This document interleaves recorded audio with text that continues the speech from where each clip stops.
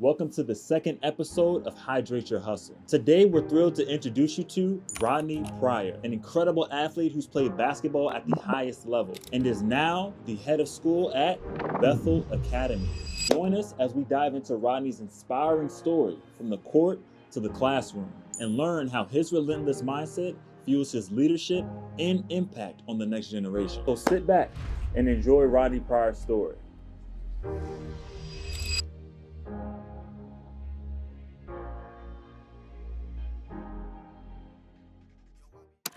My name is Rodney Pryor, and I'm currently the head of school at Bethel Academy in Manassas, Virginia.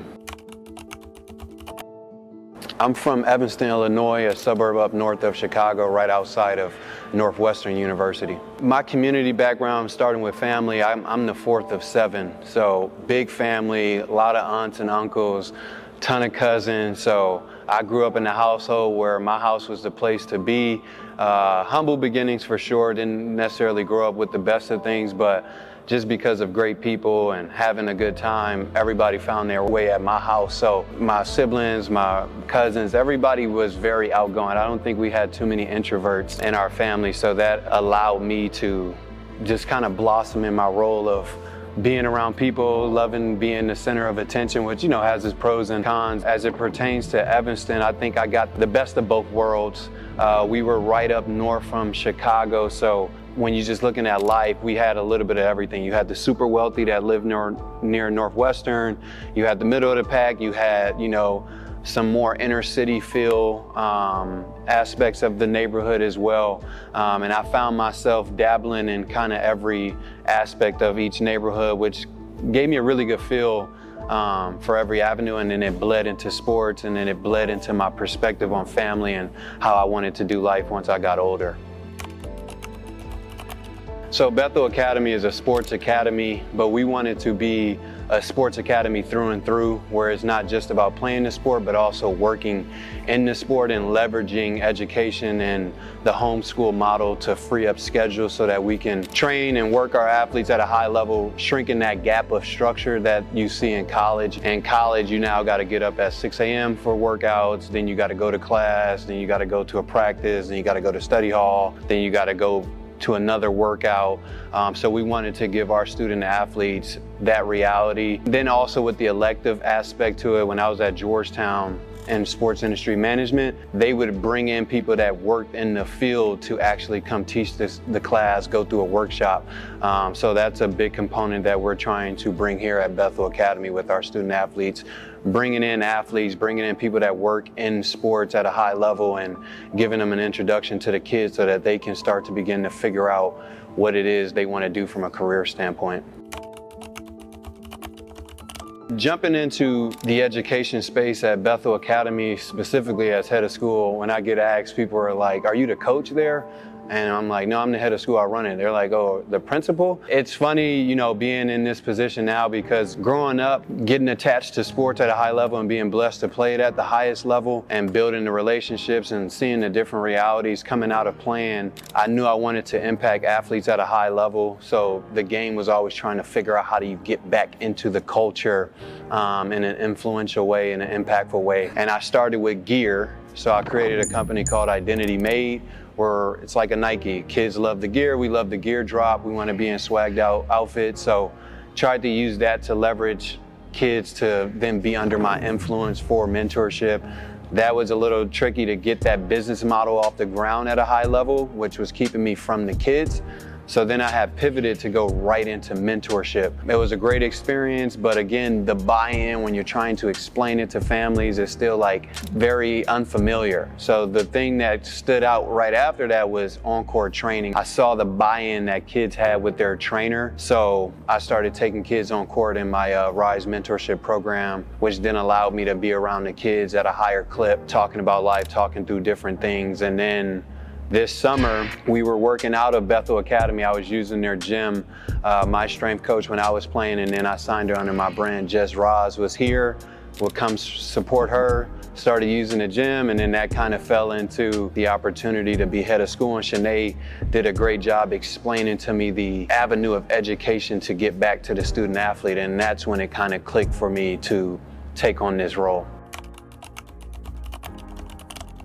High level to me means identity. We're trying to help these kids understand not just the doing part, but the being part. What does it look like to be high level, not just do high level things? Because sometimes it was a slogan we messed around with when I was working with Identity Made was be to do. Sometimes when we're just doing to try to be that person, it's not authentic and it's not sustainable. So we're trying to give them the environment, give them the relationships, give them the everyday experiences so they become high level. Everything that they do is through and through at a high level, so that when you get to a high level, career-wise, playing-wise, life-wise, you know what it looks like and you are that person to be it and do it. I would say high level became embedded in me once I got serious about sports. That was the first introduction of what it means to be high level, how to push your body at a high level, how to show up consistently at a high level, how to play at a high level. My parents did a good job. They led by example, but once I got into sports, it became more vocal. People are talking about the word high level. They're explaining it in different forms and fashion. And then just the mentors that I've had over the year. And then once, I bought into becoming high level from a sports perspective, it then led to other conversations with different people outside of sports that got me thinking about what it means to be high level, not just when I step on this court, but when I wake up and get out of the bed. I think community was the reason. I'm a massive people person. I love being around people. I love friends. And seeing all my friends play the game ultimately brought me in. I started out in football because my oldest brother played football and was really good at it, so I knew athletics was going to be a common theme for me. But seeing all my friends be passionate about it, sports gives you an opportunity to be around them week to week, month to month, and you're just in the grind with them. So I think that's where taking on sports at a high level came into play, just so that I could be around community. Good question. Yeah, the advice I would give to my younger self, it's funny, I feel like every week I'd probably change what I tell him, but today I'd tell him to continue to trust who God is showing you who you're gonna become. Sometimes through the journey, we get lost in a certain destination outcome that we wanna be at. When it looks bleak of getting to that destination, our character veers, our identity veers, we start to question our purpose. So I would just tell him to continue to trust, every step of the journey that God has you on. I think my younger self would be shocked to see who he's gonna become. Because when I came up, I wasn't that good early. I was a fan of the game. I used to praise my teammates, praise all my buddies before I even thought about myself. Which allowed my journey to be what it became. Coming up then, Derrick Rose was a high school. At the time, I was getting ready to go into high school, so it's just like, oh, well, basketball's not for me. When you see him coming down the court and doing some of the things that he does. So I got a chance to just be a fan, fall in love with the game, just be a dreamer, see where it can go. But to see that I actually accomplished everything in the way that I did, going through years of perseverance with family trauma, having to go JUCO for multiple years, then going to a D1, then going to Georgetown, and being able to accomplish the accolades that I did. At that time, it was fake. Yeah, I would say the well initially starts with God, my foundation being there. Grew up in the church. My mom, made sure we was there probably 4 days out of the week. I took a liking to reading very early. I would say I was a theologist before I had a relationship with God. So just that aspect of building up that fear in that space helped the ripple effects of meeting the right people, coming across the right mentors. I feel like every year, every month, every step was just in alignment to become what I am now. So I'm just thankful that I had my faith to rely on through perseverance. When you're going through, because you don't really experience it until you experience it. Until you get into sports at a high level, you don't know too many kids that have been injured. So I broke my foot 1 year going into JUCO and then tore my ACL the following year. And I think those 2 years combined kind of really gave me a chance to see who I was, see the things that I'm scared about, and then really press back into my faith and walk with the Lord. I would say thinking, as mundane as it is, I found myself thinking a lot, thinking about every decision, every choice. Even just coming up as a young kid, I was very mindful of my thoughts and the things that I was about to embark on, whether it was good or bad. So in this season now, in the busyness, being a former athlete, being a husband now, a father now, a caretaker now, a mentor, a head of school, having the ability to just sit down and think about stuff it slows you down. It gives you the patience needed to not get overwhelmed with everything that's going on in a day. Yeah, I would say being at the helm of family now, in scripture it teaches us that a man must leave his mom and dad and start on his own. So I kind of knew I wanted to be married. I knew I wanted to have a family, a lot stemming from trauma from the standpoint of my mom and dad got divorced when we were 10 and you just didn't necessarily see the things, and I was blessed to have different host families and friends that I would stay at, so I got to see a lot of different households and how things work. And then you also have just kind of that standard perspective of family from God's perspective. So I knew I wanted to get to that. I didn't know how fast. I thought I was going to be married at 18, kids at 22. But I didn't get married till I was 27. No, what am I, 31? 4 years, yeah, 27. Being at the helm of family, coming out of athleticism, it kind of helped shape some of my decision making. When you get a chance to step into the 1% of the world as an athlete in a profession, that's going to drive a lot of your decision makings. And then once me and Ariel, my wife now, got serious, decision making, she fell into that now. So now I can't just make what Rodney wants to do for Rodney.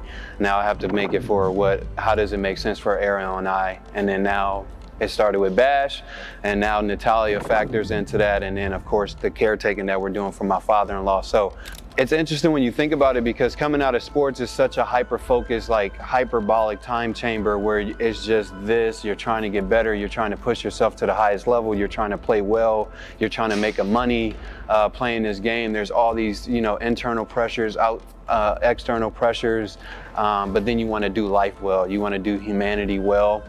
And a big part of, why we're here today and I'm doing the things that I'm doing now was the humanity side of seeing the 1% and still seeing the trauma that coexists with the 1% of the world that eats at everything else. So that's where my burning passion to get back to this game and impact people in a way. So I knew I needed to embark on my journey of becoming a husband, becoming a father. Sometimes the family still unfortunately takes the back seat to our career because that's how we put food on the table. I mean, it's just the matrix of what we know. So even coming out of my plan, a lot started to shift once I got engaged, once I got married, once we had the first kid. So it's funny to see how when you're serious about something and you have a perspective on it and you've seen what not good looks like and what good looks like, and then also bleeding down from God's perspective to really push through everything. Yeah, I think it's funny how life, refers to a lot of basketball analogies when you talk about transitions, right? There's so many transitions that we don't even anticipate in our life. But when you look at the game of basketball, we live in constant transition, whether someone got a steal here, whether the miss, whether a make, and we're going back in transition. And when I'm just thinking about it from a player's perspective, one transition, I got an opportunity to do a windmill dunk. Another transition, I got an opportunity for a three. Another transition, I got an opportunity for a foul. Another transition, I might not even cross half court. Another transition, I might get missed on a pass. So the player experiences a lot of emotion through so many different transitions that we're experiencing. But then when you take it to life, I think the biggest scare in it for people that have a chance to fall in love with the passion in an industry that allows you to extend the life of it. I finished playing at 30. So all I knew was this space. Granted, I was fortunate enough to start exploring different conversations and career topics, because again, that whole identity piece, when I buy into the player, that's all that matters.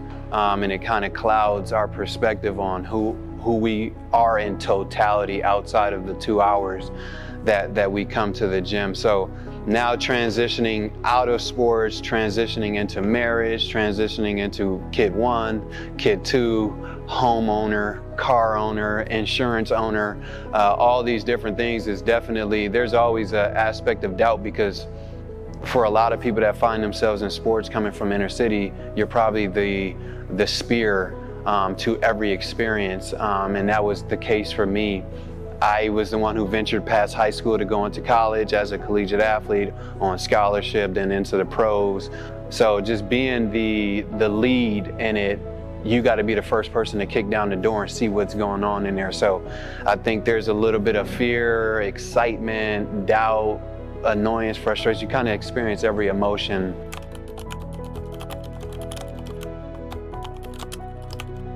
Oh, what I think people might should know about me, I mean, I'm a kid through and through. I get the ability to call myself an adult because of my age and some of the things I'm doing, but I think once people start to do life with me, they see, you know, I don't take everything so serious.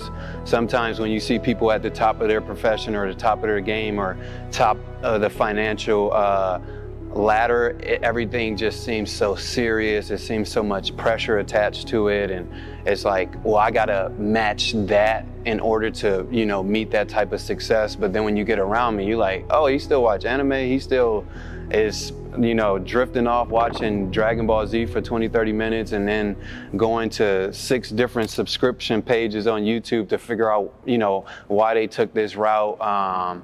They get to see me with my kids.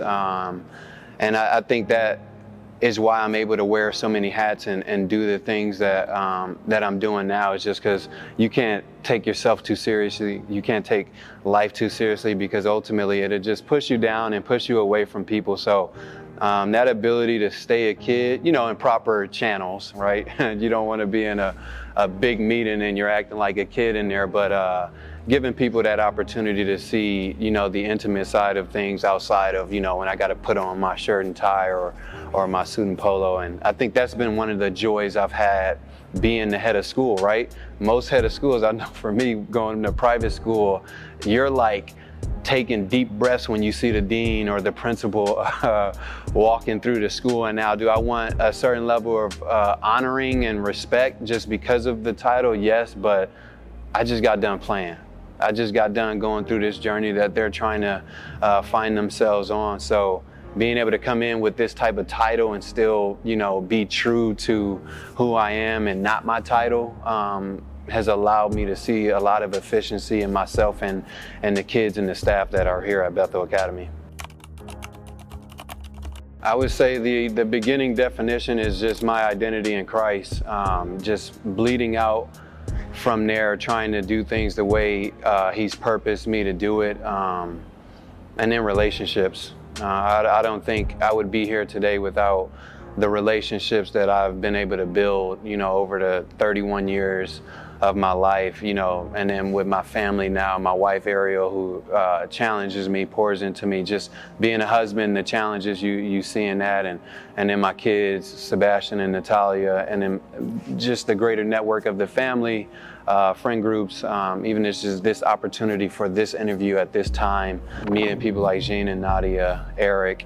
Relationships have proven through and through that if you do them well, they'll begin to take care of you over time. And then again, staying true to the standard, staying true to the person that God is designing and calling me to be, and, you know, taking the necessary steps each day to ensure that I'm becoming that person. Ultimately, you know, we're living as a light for the Lord. So when people see it, I just hope they get a glimpse of what the other side of life looks like in heaven. You know, we live our life to be a light. And when people see it, just the aspect of that you can enjoy every step of the journey, the good, the bad, the ugly, the hardships, the trauma, and there's a way to do it well. We always live our life with the expectation to hear, "Well done, my good and faithful son." So helping people see that we can do humanity at a high level is one of the things that I want people to remember.